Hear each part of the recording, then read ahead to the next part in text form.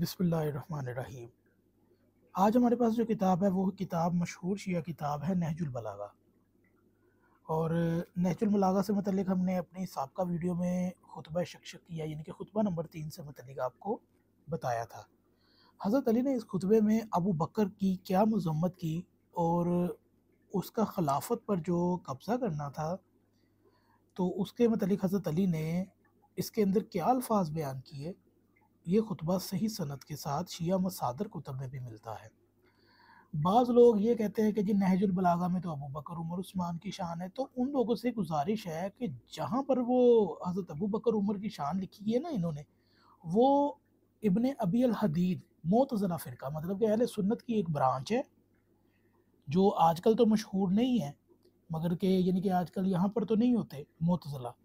تو یہاں پر تو دیوبند وہابی اہل حدیث ہوتے ہیں، تو جو معتزلہ ہے وہ اس کی تشریح بیان کی جاتی ہے۔ تو معتزلہ کوئی شیعہ نہیں ہے، اگر وہ کوئی شیعہ ہے تو اس کی کوئی اور تصنیف لے آئے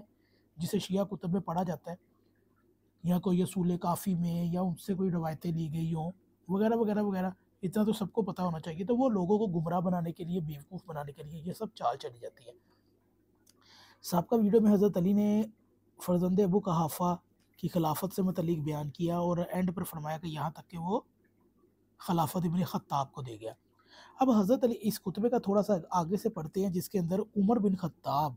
کے خلافت سے متعلق جو حضرت علی نے الفاظ بیان کیے وہ اس خطبے میں یہ ہے: کہاں یہ دین جو ناکا کے پلان پر کٹتا ہے، اور کہاں وہ جو حیان جابر کی صحبت میں گزرتا تھا۔ تعجب ہے کہ وہ زندگی میں تو خلافت سے سبکدوش ہونا چاہتا تھا، لیکن اپنے مرنے کے بعد اس کی بنیاد دوسرے کے لیے استوار کر گیا۔ مطلب یہ کہ وہ ابو بکر جو خود تو کہتا تھا میں خلیفہ نہیں بنتا، کاش یعنی کہ مرتے وقت کے کاش میں ایک چڑیا ہوتا وغیرہ وغیرہ، اس کے الفاظ بخاری نے اپنی دوسری کتاب کے اندر درج کیے ہیں کہ جو ابو بکر نے مرتے وقت کیا الفاظ بیان کیے تھے۔ خیر، بے شک ان دونوں نے سختی کے ساتھ خلافت کے تھنوں کو آپس میں بانٹ لیا۔ اس نے خلافت کو ایک سخت و درشت محل میں رکھا جس کے چرچے کاری تھے، جس کو چھو کر بھی درشتی محسوس ہوتی تھی، جہاں بات بات پر ٹھوکر کھانا پھر عذر کرنا جس کا اس سے سابقہ پڑے وہ ایسا ہے جیسے کہ سرکش اونٹنی کا سوار اگر مہار کھینچتا ہے تو اس کی منہ زوری ہوتی ہے، اس کی ناک کے درمیانے حصے ہی شکافتہ ہو جاتا ہے، اس کے بعد مہار دینا ہی ناممکن ہو جائے گا، اور اگر باغ کو ڈھیلا چھوڑ دیتا ہے تو اس کے ساتھ مہلکوں میں پڑ جائے گا۔ اس کی وجہ سے بقائے عزت کی قسم لوگ کجروی، سرکشی، مطلون مزاجی اور بے روا روی میں مبتلا ہو گئے۔ میں نے اس طویل مدت میں شدید مصیبت پر صبر کیا، یہاں تک کہ دوسرا بھی اپنی راہ لگا اور خلافت کو ایک جماعت میں محدود کر گیا۔ یہاں تک میرے خطبہ پڑھنے کا مقصد یہ ہے کہ حضرت علی نے ابو بکر کے متعلق اور عمر سے متعلق خطبہ شکشکیہ میں کیا الفاظ بیان کیے۔ تو جو شیعہ کو نہج البلاغہ کے حوالے دیتے ہیں، حالانکہ ہمارا یہ کہنا ہے کہ نہج البلاغہ میں وہی خطبہ ہمارے نزدیک قابل قبول ہے جو شیعہ کتب احادیث کے اندر اس کا متن یا اس کے راوی موجود ہوں،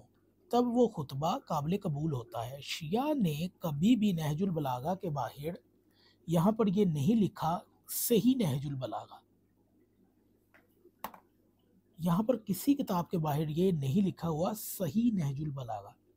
شیعہ کے جو اصول ہے پہلے اس کے تحت چلنا پڑتا ہے، یہ نہیں ہوتا کہ جو منہ اٹھایا اور اس کو حدیث کو بیان کیا اور اپنی ہی مطلب اور مرضی کے مفہوم نکال کر یہ لوگوں کو گمراہ کیا کہ لو جی ہمارا مذہب سچا ہے، ہم جیت گئے ہم جیت گئے۔ تو ایسا کچھ بھی نہیں ہے۔ آپ لوگوں نے اپنی کتابوں کے بعد صحیح بخاری صحیح مسلم لکھا ہے، جب اندر سارے کرتوت کھلتے ہیں تو پھر بعد میں کہتے ہیں جی یہ تو اگر آپ تو اس کو مانتے نہیں ہیں، بھائی ہم نہیں مانتے، آپ تو مانتے ہیں نا۔